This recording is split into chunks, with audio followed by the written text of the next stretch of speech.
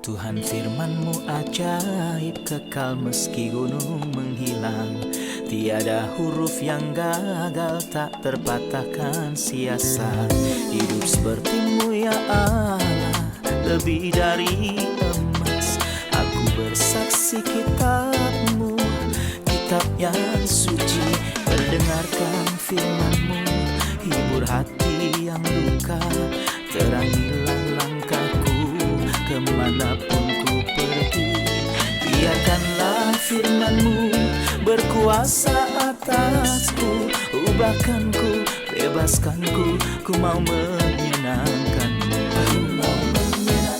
Salam jumpa pemirsa terkasih, saya menyambut Anda sekalian dimanapun Anda berada dalam episode terbaru program studi harian kita Semua Kitab Suci.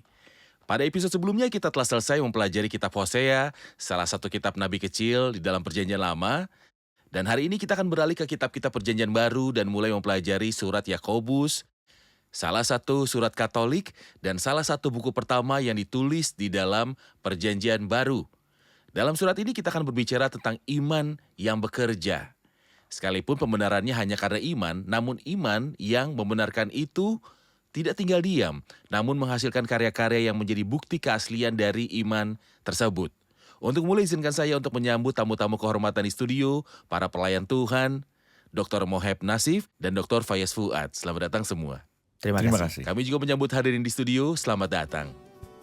Kita akan memulai pembelajaran sesaat lagi, jadi pemirsa terkasih tetaplah bersama kami.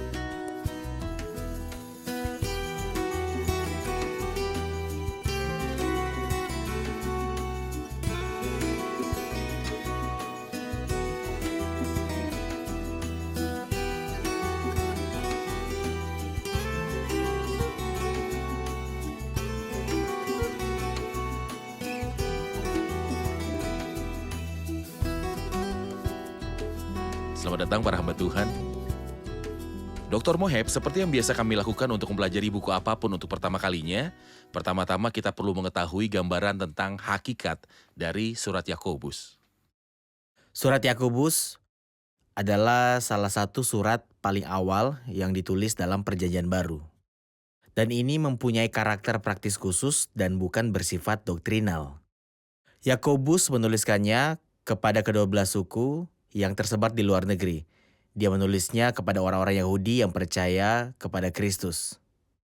Surat ini dikategorikan di antara surat-surat Katolik Perjanjian Baru. Faktanya, ini adalah surat Katolik yang pertama. Kita tahu bahwa surat-surat Perjanjian Baru entah ditulis untuk gereja tertentu, seperti gereja di Korintus, gereja di Efesus, Kolose, Filipi, atau Tesalonika, atau ditulis kepada individu seperti Titus atau Timotius. Namun ada sekelompok surat yang tidak ditujukan kepada orang tertentu, atau ke gereja di lokasi geografis tertentu atau di kota, untuk mengatasi masalah tertentu yang berkaitan dengan gereja ini, namun ditulis kepada seluruh keluarga Allah dan kepada seluruh umat Allah. Surat-surat Katolik seperti Yakobus, Petrus pertama, Petrus kedua, Yohanes pertama, dan surat Yudas tidak ditulis kepada individu tertentu atau gereja tertentu, tetapi dianggap sebagai surat umum. Jadi surat ini ditulis untuk orang-orang percaya yang berlatar belakang Yahudi. Tepat. Saya akan mengajukan pertanyaan tambahan untuk pertanyaan saya sebelumnya. Apakah ini satu-satunya surat yang ditujukan kepada orang percaya yang berlatar belakang Yahudi? Tidak. Ada 4 surat yang ditulis untuk orang Yahudi yang percaya kepada Kristus. Surat kepada orang Ibrani, surat Petrus yang pertama, surat Petrus yang kedua, dan yang ini, yang pertama ditulis adalah surat Yakobus. Oke, terima kasih. Dr. Fayez, ketika kita mempelajari kitab baru, kita perlu tahu siapa penulisnya. Jelas dari pasal pertama bahwa penulisnya bernama Yakobus.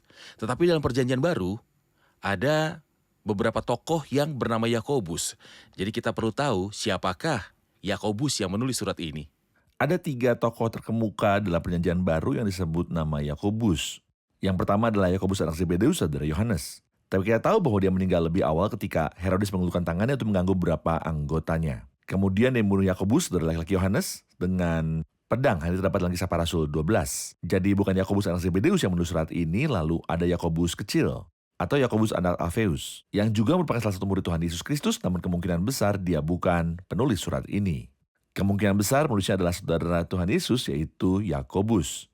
Dia adalah saudara dari Yesus yang tidak percaya kepadanya ketika Tuhan hadir dalam rupa manusia di sini di bumi. Namun kita memahami 1 Korintus pasal yang ke-15 bahwa kemudian dia percaya kepada Tuhan dan Tuhan menampakkan diri secara khusus padanya. Tuhan terlihat oleh Kefas, kemudian oleh lebih dari 500 saudara sekaligus. Sesudah itu ia dilihat oleh Paulus dan juga dilihat oleh saudara Yakobus. Dan kemungkinan besar dalam wawancara ini Yakobus mengenal Tuhan bukan sebagai saudaranya menurut daging, melainkan sebagai penyelamat dan Tuhan, dan menjadi salah satu dari mereka yang tampaknya menjadi pilar di gereja. Kita membaca tentang mereka di Kisah Para Rasul pasal 12 ketika Petrus keluar penjara dan pergi pada orang-orang beriman yang berkumpul di rumah Maria. Dan dia berkata pada mereka, beritahukanlah hal ini kepada Yakobus dan saudara kita. Kita baca dalam Kisah Rasul 15 bahwa ketika Yakobus menjawab masalahnya, Yudaisasi Kristenan terpecahkan. Kita membaca tentangnya di Kisah Rasul 21. Ketika Paulus datang ke Yerusalem, dia pergi kepada Yakobus. Yakobus disebutkan sendirian. Kita baca tentang dia di Galatia pasal 1 bahwa dia adalah saudaranya Tuhan. Dan di Galatia pasal 2 dia adalah salah satu dari mereka yang tampaknya menjadi pilar. Baik, terima kasih. Kita akan saksikan laporan dan kembali untuk menjawab pertanyaan hadirin. Surat Yakobus tidak ditujukan kepada gereja tertentu di lokasi geografis tertentu, melainkan ditujukan kepada semua orang Kristen yang beriman, tanpa spesifikasi apapun. Oleh karena itu, jika surat-surat tertentu berhubungan di beberapa pasal dengan isu-isu spesifik gereja Kristus di lokasi geografis tertentu, tapi pesan ini menangani masalah-masalah Kristen dan perilaku secara umum dan komprehensif. Ini untuk kita. Sama halnya dengan orang-orang beriman yang masih hidup pada abad pertama Masehi, ini menyangkut orang-orang beriman yang tinggal di Kairo, misalnya. Sama halnya dengan orang-orang beriman yang tinggal di Amman, Yordania, dan Baghdad di Irak. Atau di negara-negara Maghrib, ini menyangkut semua orang percaya di setiap waktu dan tempat. Saudara, ayat jelas dalam surat pasal 2 bahwa dia berbicara tentang pembenaran melalui perbuatan, sedangkan Rasul Paulus berbicara tentang pembenaran karena iman. Apakah pembenaran karena iman atau karena perbuatan? Salah satu topik utama yang dia fokuskan di dalam surat ini ada pembenaran karena perbuatan. Sedangkan Paulus banyak berbicara di Roma tentang pembenaran karena iman. Bagaimana kita mendamaikan dua masalah ini? Paulus berfokus pada pembenaran oleh iman dan berfokus juga pada perbuatan iman. Iman yang sejati harus menghasilkan perbuatan baik yang membuktikan keaslian iman ini. Yakobus tidak menentang Paulus dalam hal ini. Sangat jelas bahwa manusia dibenarkan karena iman dan bukan karena melakukan hukum Taurat. Menurut Roma 3:28, karena kami yakin bahwa manusia dibenarkan karena iman dan bukan karena ia melakukan hukum Taurat. Dalam Roma 5, sebab itu kita yang dibenarkan karena iman, kita hidup dalam damai sejahtera dengan Allah oleh karena Tuhan kita Yesus Kristus. Pembenaran dan penerimaan di hadapan Tuhan adalah melalui iman yang sepenuh hati kepada Kristus dan Dia yang disalibkan. Namun di hadapan manusia, buah keimanan harus diwujudkan dalam bentuk kebaikan, perbuatan yang dihasilkan oleh iman. Iman adalah pohon yang berbuah, hanya iman yang bekerja oleh kasih. Namun perbuatan hukum yang manusia alami berasal dari daging, sehingga itu tidak dapat menuntun manusia agar dibenarkan di hadapan Tuhan. Maksud Anda adalah manusia duniawi yang Dia belum tidak dilahirkan bertemu kembali, dengan Kristus. tidak berbuah, dan tidak benar-benar mengenal Tuhan. Ketika kita berbicara tentang pembenaran karena iman dan pembenaran karena perbuatan, orang yang melihatnya mungkin bertanya, apa arti pembenaran pada dasarnya? Apakah ini berarti seseorang yang dituduh telah dibebaskan? Apakah ini pembenaran yang dinyatakan dalam firman Tuhan? Jelas tidak. Pembenaran jauh lebih besar dari itu. Pembenaran diterima di hadapan Tuhan. Di dalam Kristus sebagai penerimaan akan Kristus. Artinya memperoleh segala kebaikan, kesempurnaan, dan kebenaran Kristus yang melaluinya. Orang beriman berdiri di hadapan Tuhan, dan Tuhan akan senang sambil menyambut dan menerima dia. Baik. Saya Dr. ingin Faiz, mengatakan kata-kata silakan. singkat di antaranya masalah dosa, rasa bersalah, dan penghakiman. Rasa bersalah membutuhkan pengampunan dosa, namun penghakiman membutuhkan pembenaran. Pengampunan dosa menghapuskan rasa bersalah sehingga saya tidak masuk neraka. Tapi pembenaran menyelesaikan masalah penghakiman sehingga saya bisa masuk ke surga. Ya, artinya hal ini tidak hanya membebaskan saya secara pasif, tapi juga memberi saya penerimaan yang positif di hadirat Tuhan. Sebelum saya meminta Anda untuk berbincang dengan kami tentang karakter dari surat ini, saya perlu tahu mengapa pekerjaan ditolak di hadapan Allah. Saat ini sudah sangat umum di komunitas kita untuk mendengar bahwa seseorang harus melakukan perbuatan baik agar Allah berkenan kepadanya. Siapa di dunia ini membenci amal saleh dan takwa di hadapan manusia? Mengapa ditolak adalah salah satu pembenaran di hadapan Tuhan. Sebab orang yang ingin mendapat pembenaran dan keselamatan melalui perbuatannya seolah bayar harga kepada Tuhan. Dia membuat Tuhan berhutang padanya, maka dia menjadi wajib dan berhutang budi padanya sehingga membenarkannya dan menyelamatkannya. Mustahil bagi Tuhan untuk membuat dirinya berhutang budi. Bukan berarti Tuhan menjual keselamatan dengan harga tertentu dan harga tersebut adalah perbuatan. Upah dosa adalah maut, bukan perbuatan baik. Tuhan lebih kaya daripada yang menjual keselamatan dan kita lebih miskin daripada yang kita beli. Apa yang bisa saya persembahkan kepada Tuhan agar saya bisa memberi keselamatan dan hidup kekal? Tuhan tidak akan menjual, Tuhan akan menawarkan. Dia akan menawarkan kehidupan kekal dan keselamatan sebagai anugerah cuma-cuma supaya Allah dimuliakan melalui kasih karunia. Jadi mencoba membeli keselamatan dengan perbuatan sama saja dengan menghina Tuhan sendiri. Benar. Sebab sekiranya ada kebenaran oleh hukum Taurat, artinya jika manusia bisa dibenarkan oleh perbuatan baik dari hukum Taurat, maka sia-sialah kematian Kristus. Baik. Terlebih lagi, orang berdosa dianggap mati karena pelanggaran dan dosanya. Makhluk mati yang rusak seperti Akan ini, menghasilkan kerusakan. dalam kondisi terbaiknya, dia akan menghasilkan kerusakan Benar. dan tidak dapat diterima di hadapan Tuhan. Jadi meskipun perbuatan-perbuatan itu merupakan perbuatan yang salah di mata orang yang melakukannya, tetapi di hadapan Allah dan matanya yang kudus, itu adalah perbuatan najis. Tepat. Jadi, Dan segala kesalehan kami seperti kain kotor. itu tergantung pada dia Tepat yang sekali. matanya melihat. Tepat. Air yang saya minum mungkin sangat murni dari sudut pandang saya. Tapi kalau saya konsultasi ke ahlinya, yang menganalisis dengan akurat di laboratorium, dia mungkin memberitahu bahwa air ini tercemar dan tidak boleh saya minum. Karena mereka yang ahli dapat melihat pencemaran yang ada dalam air. Mata kudus Tuhan melihat perbuatan najis manusia karena najis manusia sendiri. Tepat sekali, itu alasannya maka perbuatan itu sendiri mungkin sangat bagus. Dan tanpa celah, tetapi orang yang melakukan perbuatan itu rusak dan ditolak di hadapan Tuhan karena kebobrokan moral dan kenajisannya. Tidak ada kesehatan pada dirinya, Tuhan tidak bisa menerimanya dan akibatnya tidak dapat menerima karya-karyanya. Benar. Mereka bertanya pada Tuhan, apa yang harus kami perbuat supaya kami mengerjakan pekerjaan yang dikehendaki Allah? Pada seperti apa yang menyenangkan Allah? Tuhan telah menjawab dengan jelas. Dengan berkata, inilah pekerjaan yang dikehendaki Allah, yaitu hendaklah kamu percaya kepada Dia yang telah diutus oleh Allah untuk percaya pada Kristus. Kita ingin katakan bahwa hanya iman yang menyelamatkan. Namun iman yang menyelamatkan tidak bisa berdiri sendiri. Namun yang pasti, iman yang menyelamatkan itu diiringi dengan perbuatan yang merupakan perbuatan iman yang juga memuliakan Tuhan dan membuktikan keaslian iman orang percaya. Terlebih Rasul Paulus yang mengajar kita diselamatkan hanya oleh kasih karunia. Bukan hasil pekerjaanmu, jangan ada orang yang membanggakan diri. Ia juga katakan diciptakan dalam Kristus Yesus untuk melakukan pekerjaan baik. Untuk melakukan Bukan perbuatan melalui baik. perbuatan baik. Sehingga hal tersebut merupakan hasil dari keselamatan yang dipersiapkan Allah sebelumnya. Dr. Fayez, semua kitab yang kita pelajari punya ciri-ciri yang membedakannya. Misalnya jika kita mempelajari kitab puisi, kita temukan bahwa kitab tersebut ditulis dalam bentuk puisi. Sedangkan kitab Kisah Para Rasul mempunyai ciri-ciri sejarah. Mengenai surat Yakobus, karakter apa yang membedakan surat ini?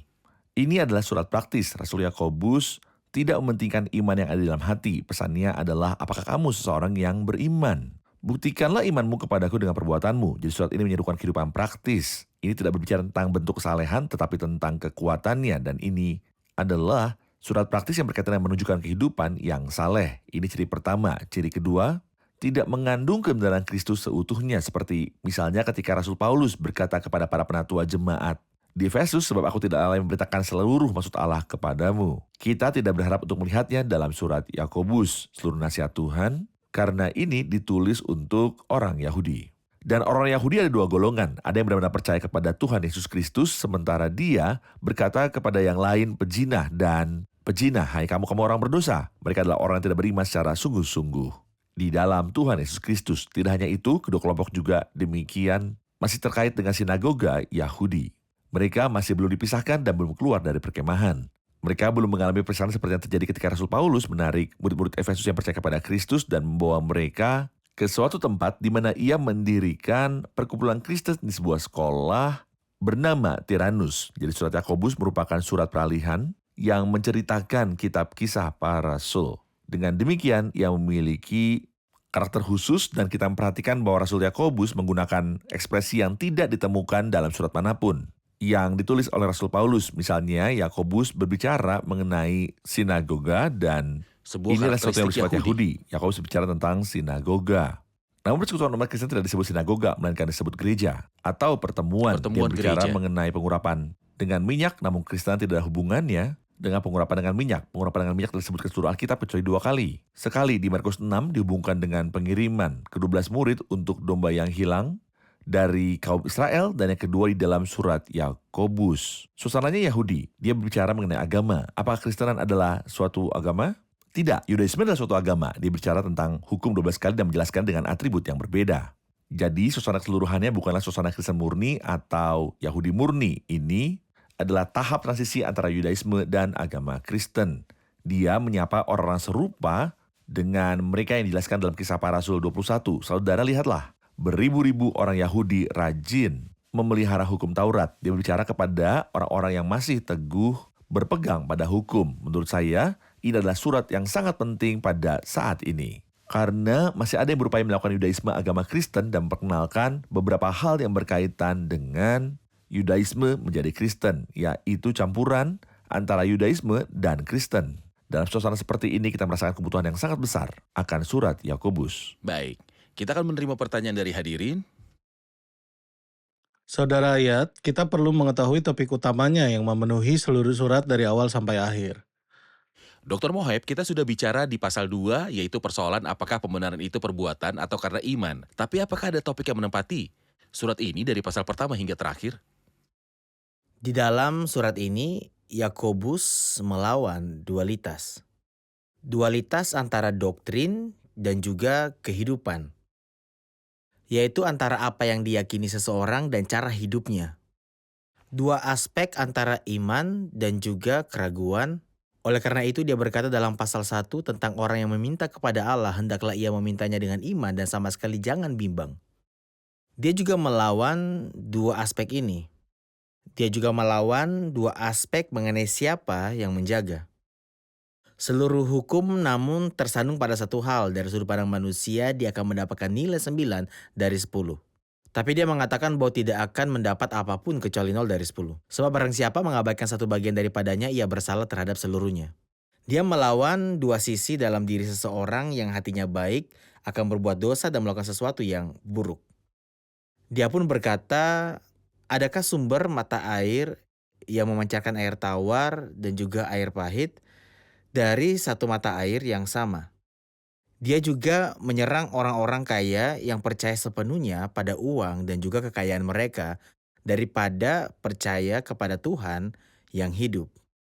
Dia juga menyerang mereka yang merencanakan dirinya sendiri dan berkata, hari ini atau besok kami berangkat ke kota Anu. Dan di sana kami akan tinggal setahun dan berdagang serta mendapat untung daripada mengatakan, jika Tuhan menghendakinya kami akan hidup. Oke. Dan dia juga fokus pada perbuatan baik yang dimana itu memakai iman. Jadi dia fokus pada iman yang menghasilkan perbuatan sebagai bukti dari keasliannya. Tepat. Baik. Dr. Fayez, seperti biasa dalam mempelajari kitab apapun, kita perlu mengetahui apakah ada pembagian kitab ini menurut pasal-pasalnya ataupun menurut topik-topiknya, agar dapat memudahkan pemirsa terkasih mengikuti pembelajaran kita terhadap kitab ini. Pembagian yang paling mudah adalah sesuai dengan pokok utama surat ini, yaitu iman yang praktis. Bukan iman doktrinal, bukan iman yang diwariskan, bukan iman lisan yang tidak ada gunanya. Bahkan keyakinan setan pun akan lebih dari itu. Tapi iman praktis yang dibuktikan melalui ketuhanan, hidup yang menunjukkan kuasa kesalehan dalam kehidupan orang percaya. Menurut topik ini saya dapat membagi surat ini, yaitu 5 pasal. Dengan menghubungkan iman dengan sesuatu di setiap pasal. Misalnya, keimanan dibuktikan melalui cara orang beriman menghadapi cobaan dan penderitaan. Ini adalah pasal 1, iman dan perbuatan, cara kerja terbukti benar, iman yang ada dalam hati. Ini pasal yang kedua, di mana dia memberikan kepada kita 2 contoh yang sangat terkenal, Rahab dan Abraham. Pasal 3, iman dan lidah. Orang percaya sejati mempunyai suatu kemampuan, yaitu kuasa Roh Kudus mengendalikan lidahnya. Seseorang yang beriman Tidak boleh mengucapkan sepatah kata pun yang muncul ke dalam pikirannya tanpa mampu mengekangnya. Orang percaya yang punya keimanan yang besar dapat mengekang lidahnya dan mengendalikan perkataannya. Pasal 4, iman dan pemisahan, keterpisahan dari roh dunia ini dari persahabatan dengan dunia dan perbuatan daging. Pasal 5, iman yang dibuktikan dengan doa. Juga doa dan kesabaran dalam menghadapi penderitaan. Ini adalah surat yang berbicara tentang penderitaan, dimulai dengan penderitaan di pasal 1 dan diakhiri dengan penderitaan. Dan di seluruh surat ini dia bicara tentang iman dan cobaan serta cara orang beriman sejati menghadapi penderitaan dan cobaan dalam hidupnya.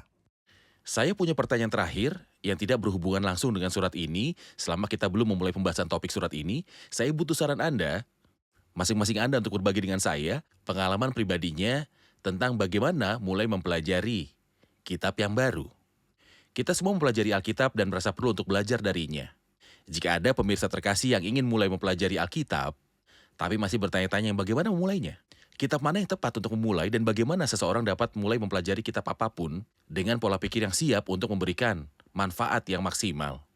Mohon bagikan pengalaman Anda. Baiklah, saya menyukai ayat yang mengatakan yang berterus terang memberitakan perkataan kebenaran itu.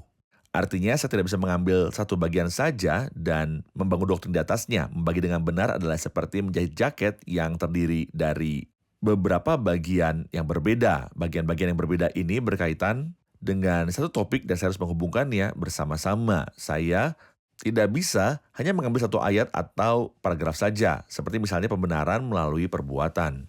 Disebutkan dalam surat Yakobus dan menyebutkan dirinya sebuah doktrin bahwa pembenaran terjadi karena perbuatan, karena ada surat lain yang berbicara tentang pembenaran oleh iman. Jadi saya harus mengumpulkan semua bagian yang berbicara tentang satu kebenaran dan membawanya bersama.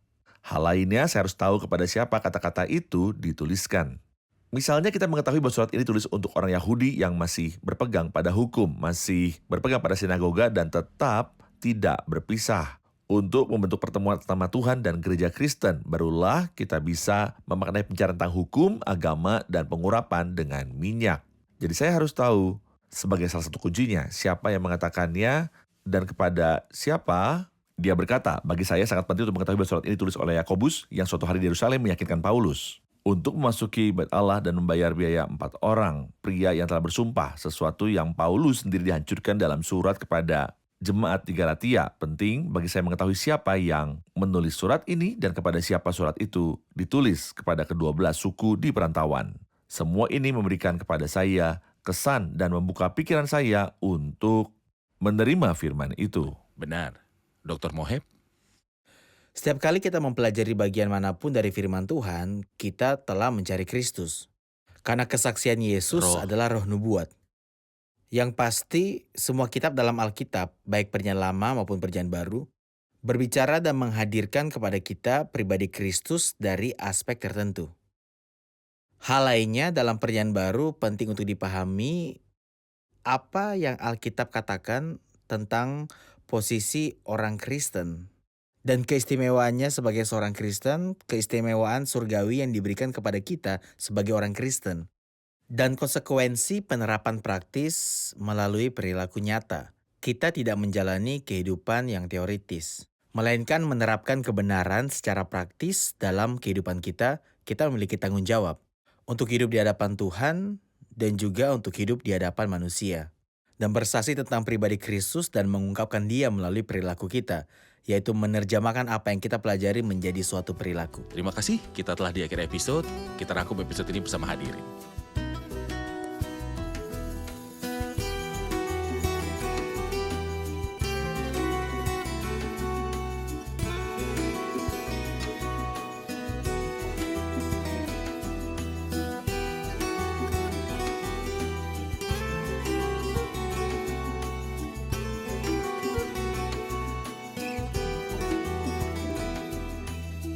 Halo semua, kita belajar di episode hari ini ada beberapa karakter dalam Perjanjian Baru yang bernama Yakobus.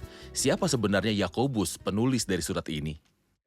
Kita belajar bahwa dalam Perjanjian Baru ada Yakobus, saudara laki-laki Yohanes, dan kita tahu di Kisah Para Rasul 12 bahwa dia meninggal lebih awal. Dan ada Yakobus kecil, dan yang tidak mungkin menjadi penulis surat ini. Tetapi yang pasti penulis surat ini adalah Yakobus, saudara Tuhan, yang tidak percaya kepadanya ketika dia masih di bumi, tetapi Tuhan terlihat olehnya.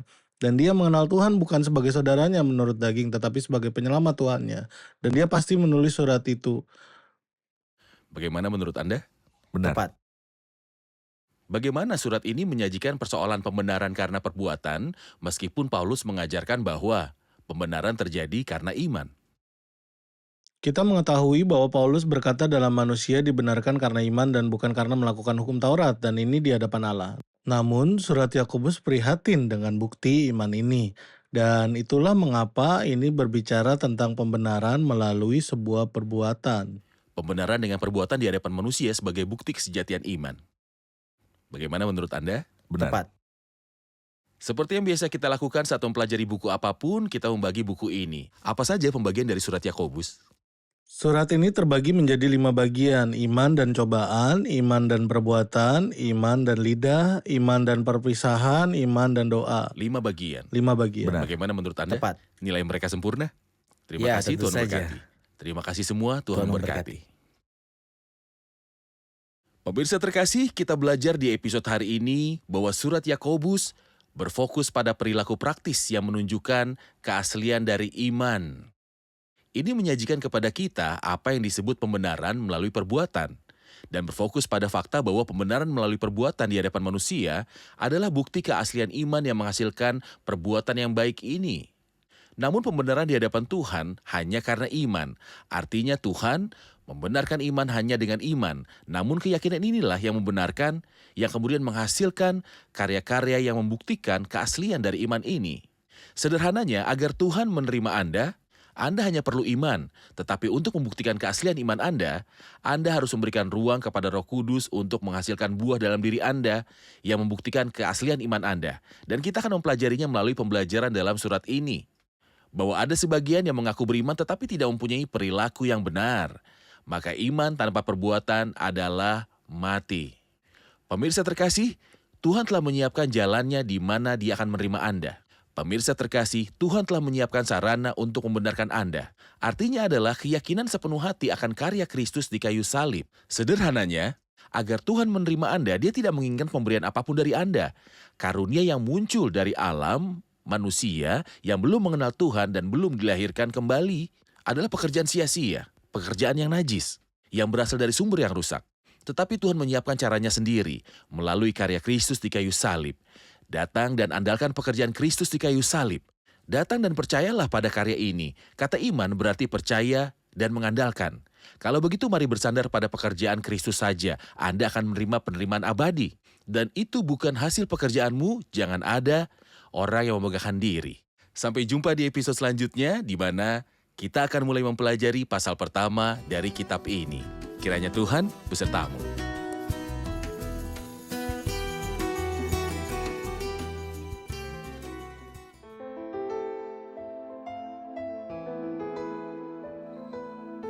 Tuhan firman-Mu ajaib, kekal meski gunung menghilang.